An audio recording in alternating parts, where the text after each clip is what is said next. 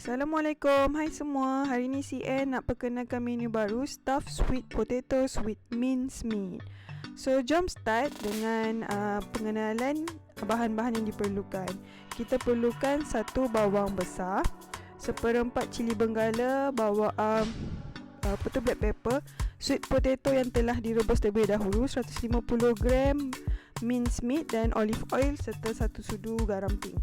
Panaskan dulu kuali, kemudian masukkan 1/2 sudu olive oil dan masukkan bawang besar serta cili benggala.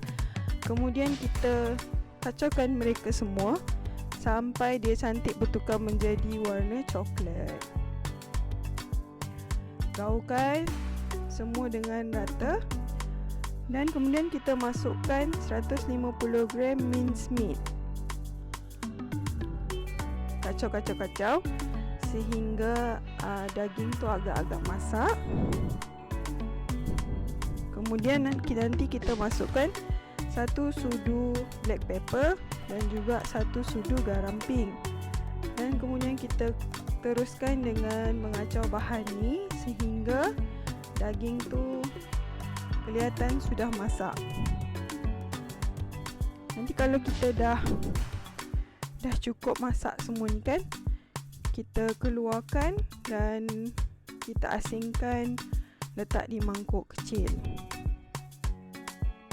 Sedap ni, makan macam ni pun sedap juga.